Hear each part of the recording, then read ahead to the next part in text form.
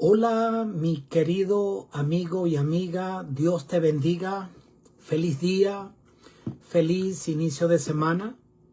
Me da mucho gusto saludarte y poder compartir contigo una vez más una lección maravillosa de este estudio general que tenemos de todo un trimestre que va avanzando sumamente rápido. Es la lección número 9 de nuestra escuela sabática, con un título general, Creciendo en nuestra relación con Dios. Y la lección para esta semana, que es la lección número 9, se titula El pecado, el evangelio y la ley. ¿Qué papel juega el pecado, el evangelio y la ley dentro de lo que es la relación que Dios desea tener con nosotros y que nosotros tanto necesitamos tener con Dios, pues Él es nuestro creador? El versículo de memoria para esta semana dice de la siguiente manera. Se encuentra en Salmos 119, 93 y 94. Jamás olvidaré tus mandamientos, porque con ellos me has vivificado. Tuyo soy yo, sálvame, porque he buscado tus mandamientos. Qué hermoso versículo y qué importante entender el significado de este versículo. Dice, jamás olvidaré tus mandamientos, dijo el salmista, porque ellos me han devuelto la vida. Es decir, aquí se está hablando de una condición, de una muerte espiritual, pero que el conocimiento de los mandamientos de Dios y de la voluntad de Dios expresada en su palabra y en los mandamientos nos devuelven la vida espiritual. El pecado es un intruso. Nunca fue parte del plan de Dios el pecado para la vida del ser humano. Claro está que posterior a que este se instauró en nuestro mundo, ha hecho estragos y con el tiempo el hombre lo hemos hecho parte de nuestra vida y se ha convertido en natural para nosotros lo que en un inicio era antinatural. El pecado afecta nuestra relación con Dios, nuestra relación con nuestro Creador. Y esto lo enseña la palabra de Dios. Dios es amor, Dios es santo. Dios nos ama de una manera incondicional, pero Dios aborrece el pecado. Porque el pecado y Dios no pueden coexistir juntos. El problema y el peligro es que nosotros, si bien venimos con una condición, con tendencia al pecado, con un pecado original, es acostumbrarnos de tal manera al mismo que sencillamente creamos que nunca vamos a poder vencer el pecado. Y de hecho, es algo muy cierto que nosotros con nuestras propias fuerzas nunca podremos vencer esta naturaleza, a menos que ocurra el milagro de la transformación y nuevo nacimiento, donde el Señor instaure en nosotros una naturaleza nueva que ande en conformidad con su voluntad. La palabra de Dios declara el efecto negativo que genera el pecado en nuestras vidas, sobre todo el pecado consciente, el pecado deliberado, ese pecado terco, que aún sabiendo que está mal, insistimos, persistimos en él. Porque todos somos pecadores, todos cometemos pecado. Pero sí hay una diferencia en cometer pecados que es parte de nuestra naturaleza y vamos a cargar pues con esta tendencia hasta que seamos transformados de una vez por todas y para siempre. Pero otra cosa muy distinta es vivir en pecado de una manera consciente.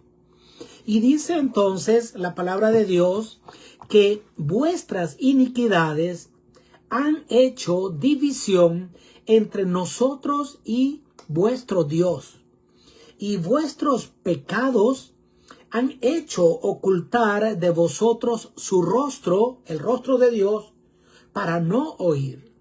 Es decir, que el insistir en una vida de pecado hace que pues Dios tenga que dejar de mirarnos y no escuchar nuestras peticiones o no responder a ellas cuando de una manera consciente nosotros insistimos en mantenernos en un pecado.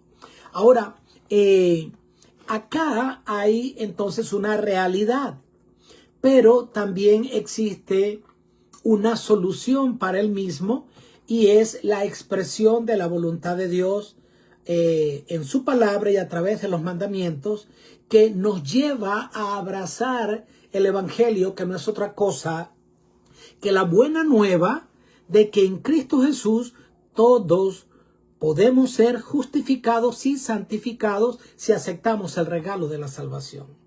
Y sobre este tema vamos a profundizar a lo largo del estudio que corresponde para esta semana. Posterior a esta introducción, en la primera parte del estudio de la lección se nos habla acerca de las distracciones y las tentaciones que ponen en juego y debilitan nuestra relación con Dios. Y se nos presenta el caso de un hombre muy conocido por nosotros. Es una historia que desde niño nos ha encantado a todos aquellos que crecimos en el Evangelio. Y es una de las historias más famosas. Y es la historia de Sansón.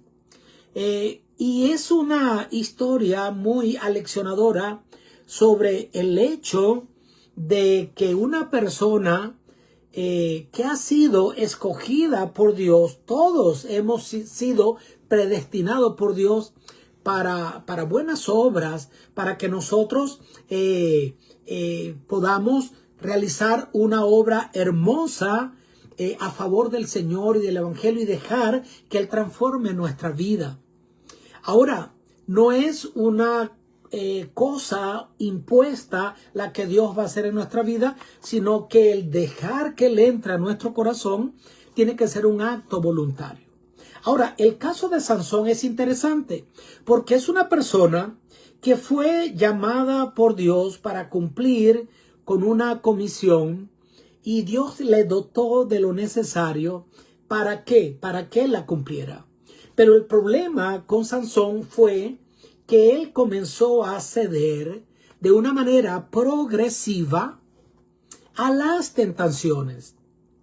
Dice que fue Sansón a Timná y vio en Timná a una mujer de los hijos de los filisteos. Y sabemos entonces la historia, cómo él tercamente, a pesar del consejo de sus padres, actuó tercamente sin aceptar ni el consejo de Dios ni el de sus padres. Y sabemos en qué terminó toda esta terquedad y alejamiento progresivo de Sansón de la voluntad y del plan que Dios tenía para su vida. El gran conflicto entre Cristo y Satanás, que no solo, si bien se inició en el cielo, ha formado parte evidentemente de nuestra realidad y de nuestra vida personal.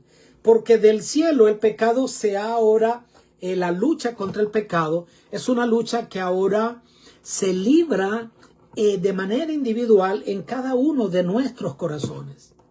Y la intención de Satanás no es tanto que nosotros vayamos a una iglesia, estemos ocupados sirviendo al Señor y muy ocupados en temas de lo que es la liturgia, las programaciones, los eventos, cosa que es importante y que tiene su lugar. Ahora, lo que Satanás siempre ha intentado y le ha dado mejores resultados es distraernos. Distraernos para que, si bien estamos quizás muy ocupados, y ojo, que cualquiera puede ser objeto de esta trampa, y a veces nosotros los pastores fácilmente podemos también caer en esta trampa, porque podemos estar muy ocupados en la obra del Señor y no necesariamente estar teniendo intimidad con el Señor. Porque las ocupaciones, incluso estar ocupados en cosas buenas en sí mismo, pero que pasan a ocupar el lugar de Dios, van generando en nuestra vida una distracción que permea esa relación que Dios quiere tener con nosotros. Ahora, esto nos va llevando ¿a qué? A que de manera progresiva nos vamos alejando de esa relación íntima con el Señor, que es la garantía que nosotros podemos tener de permanecer firme en medio de las tentaciones. La experiencia de Sansón es una advertencia, por lo tanto, poderosa, ya que fue dotado, como dijimos, con grandes dones, escogido por Dios para cumplir una misión muy especial, pero él comenzó a confiar en sí mismo, en sus fuerzas. Por eso la palabra de Dios dice, el que crea estar firme, mire que no caiga. A diferencia de Sansón, tenemos el ejemplo de Cristo.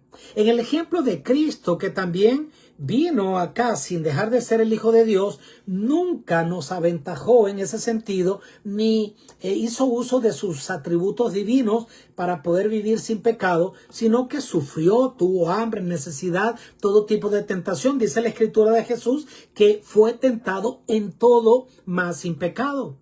Sin embargo, el secreto de la victoria de Jesús fue que él se aferró de una manera permanente y constante con su Padre.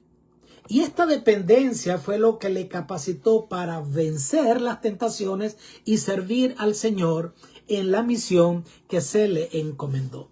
Entonces la lección yo creo que es clara.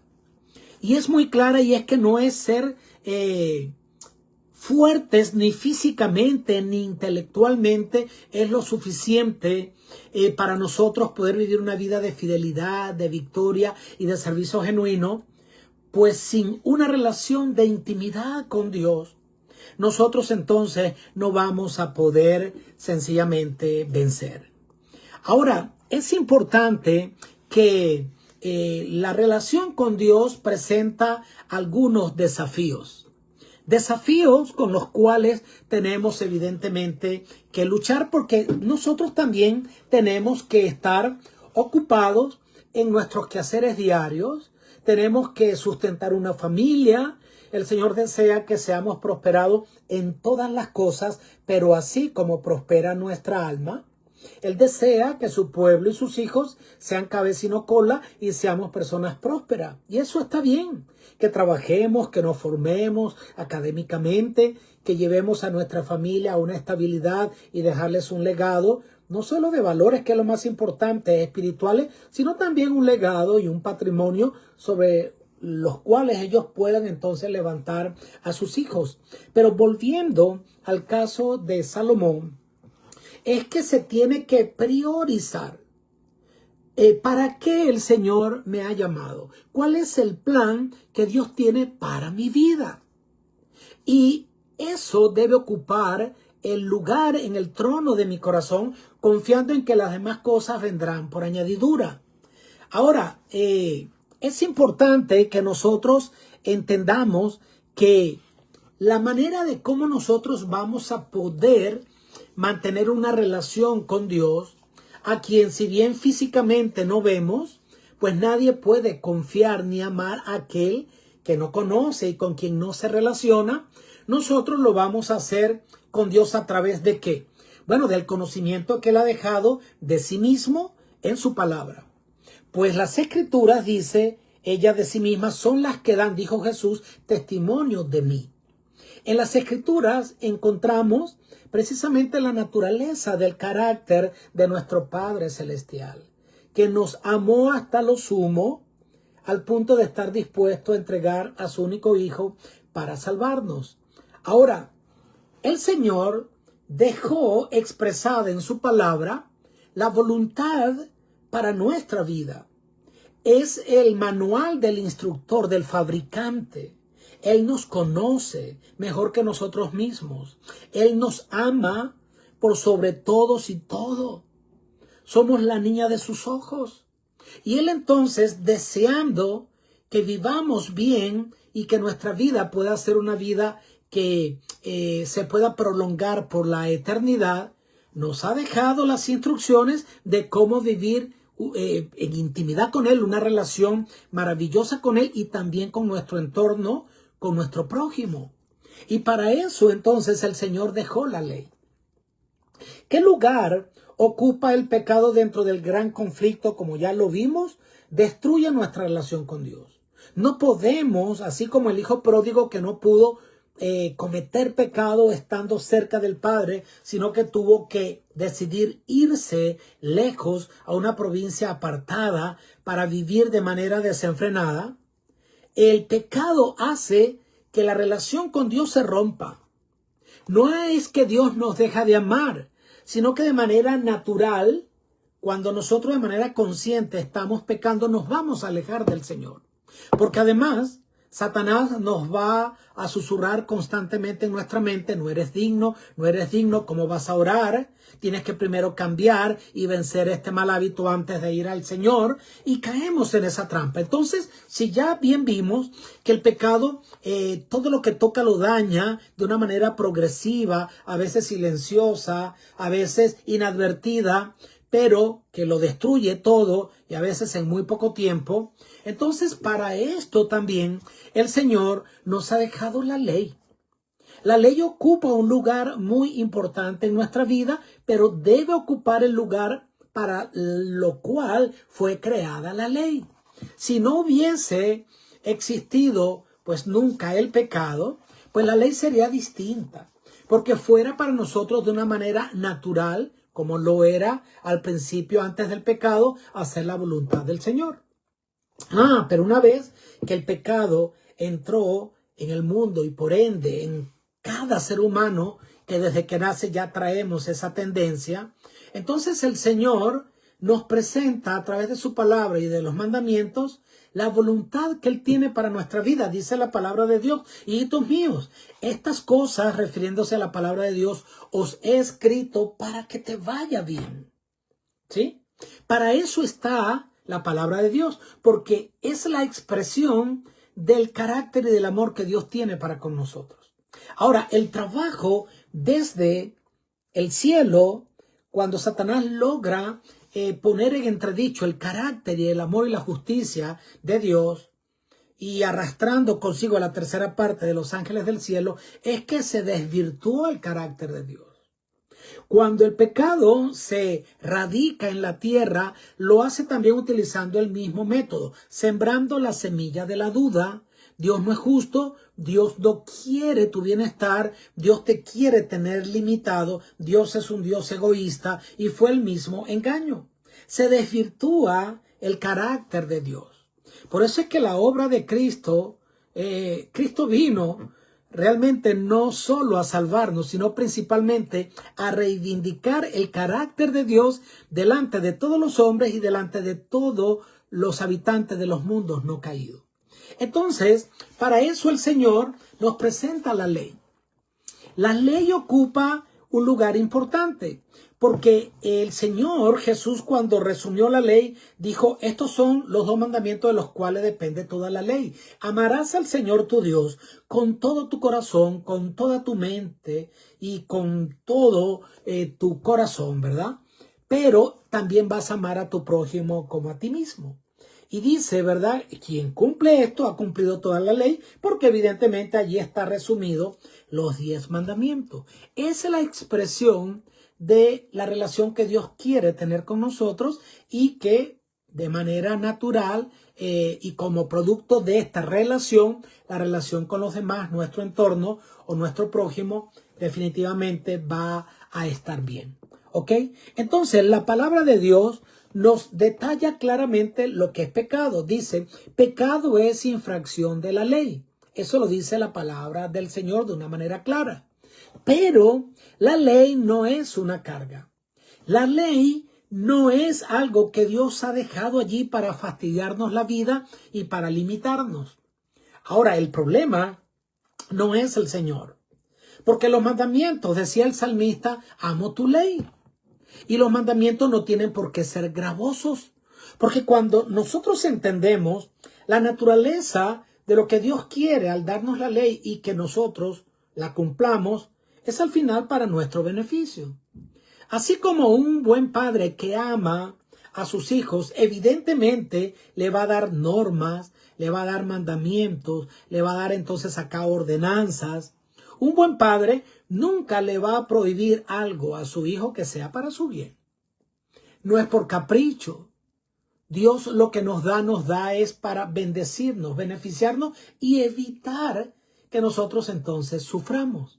Ahora, cuando la ley deja de ocupar el lugar que corresponde, que no es otro, sino el lente a través del cual vamos a ver la condición o el espejo que refleja en qué condición estamos, nos muestra el pecado, pero también entonces nos muestra una cosa. Y es allí donde entra en juego el evangelio, que es la buena noticia que en Cristo Jesús todo aquel que comete pecado, sí, se aferra a sus méritos y pide perdón en el nombre de Cristo, sencillamente recibes la restauración. Y hay una promesa de transformación y de santificación. Entonces, tenemos tres cosas acá. El pecado. Tenemos entonces la ley, que cuando no la colocamos en el lugar que corresponde, sencillamente la vida cristiana sufre definitivamente un desequilibrio. Porque cuando creemos que la ley nos puede salvar, estamos equivocados, es una herejía.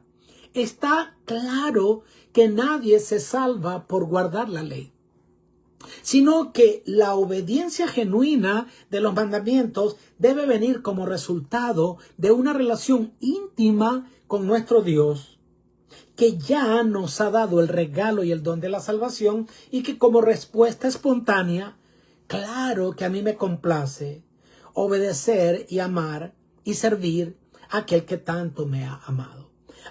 Pero cuando la ley entonces ocupa ese lugar que no debe ocupar, sencillamente con ella vamos a estorbar el camino hacia Cristo de aquellos pecadores, cuando nosotros creemos que primero la persona se tiene que regenerar con su propia fuerza y sin Cristo para después ir a Él.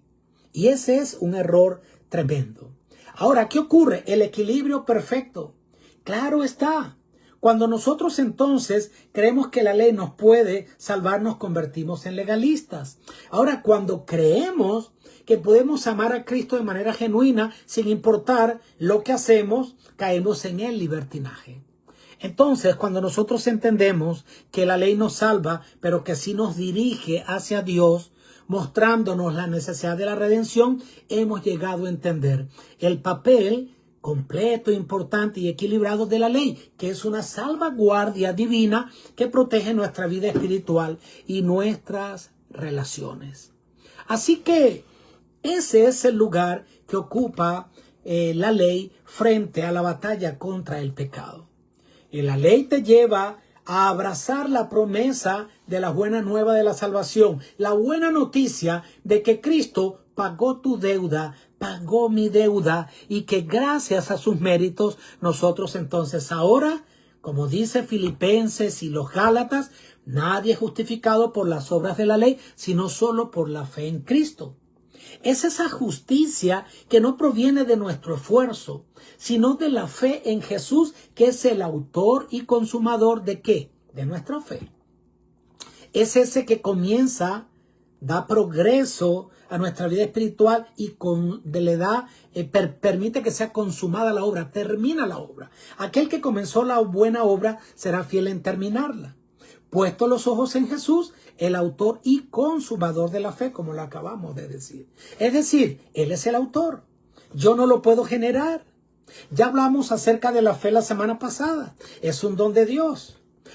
Pero que Él lo ha dado a todos, una medida de fe, pero que el trabajo nuestro es que nosotros, en la medida en que nos acerquemos a Él, Él quiere que esa fe se fortalezca, y si bien al principio es como un granito de mostaza, vaya creciendo y creciendo y vamos a poder entonces hacer maravilla. No importa si es pequeña, pero si es una fe genuina. Así, mi querido, que la lección de esta semana ha sido una lección hermosa. Es una lección que nos invita a que nosotros debemos conocer la palabra de Dios y con su ayuda hacer su voluntad. Porque el conocimiento sin acción no sirve de nada. De hecho, envanece, ¿verdad? Pero dice la palabra de Dios, mi pueblo perece por falta de conocimiento. Debemos estudiar la palabra de Dios. El que tenga falta de sabiduría, pídala a Dios, el cual le dará sabiduría y le dará el Espíritu Santo en abundancia para que Él nos ayude a través de una relación directa, personal, con Dios, con la unción del Espíritu Santo. Yo voy a fortalecer mi fe cada día y esta relación con Dios va a permitir que yo esto que he entendido con su ayuda, yo ahora lo voy a practicar. Entonces nos explicaba la lección la importancia de saber y de hacer, ¿sí? Porque no podemos entonces, aún los demonios creen y tiemblan. Pero ¿de qué vale creer si nosotros entonces no obedecemos? Cualquiera pues que me oye esta palabra y la hace, le compararé a un hombre que edificó su casa sobre la roca. Tu casa, tu vida, está edificada ¿sobre qué? ¿Ah? ¿Sobre las posesiones que tienes? ¿Sobre tus conocimientos, tus logros académicos? ¿O estás cimentado en la roca que es Cristo Jesús? Es una relación íntima con aquel que nos ama tanto y que cree en nosotros tanto el querer como el hacer. Aquel que desea que seamos bendecidos en todas las cosas, pero así como prospera nuestra alma. La invitación entonces es a que aceptemos la invitación del Señor, que quiere vivir constantemente con nosotros para Él generar los cambios espontáneos, permanentes y felices que puedan entonces hacer de la vida cristiana una vida atrayente, apasionada, que me llena de gozo.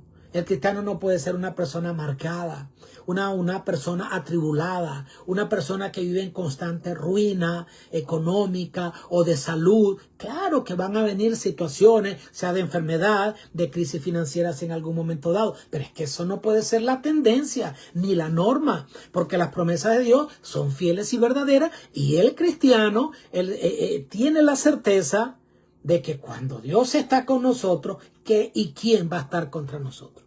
Esa es una esperanza bendita. En el Sermón del Monte, Jesús deja claro que la vida cristiana no se trata solo de conocimiento intelectual, sino de una relación viva que es la que produce obediencia. Así que no basta con decir, Señor, Señor, Señor, dice la Escritura. En aquel día muchos dirán, Señor, Señor, Señor, en tu nombre hice esto, esto y aquello.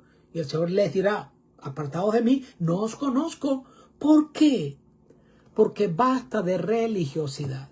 El evangelio tiene que ser un evangelio práctico. El evangelio tiene que ser un evangelio que impacta nuestra vida, principalmente la de nuestro entorno. Más allá de que la salvación es individual, nosotros debemos ser coherentes, pudiendo vivir lo que nosotros predicamos en nuestra vida diaria. Y que las personas sepan que realmente hay una coherencia en lo que nosotros estamos cada día viviendo. No puede ser que seamos una cosa delante de la iglesia, pero en casa somos distintos. El llamado es a que así debe alumbrar nuestra luz delante de los hombres, para que los hombres vean nuestras buenas obras y glorifiquen a vuestro Padre que está en los cielos, dice la palabra del Señor.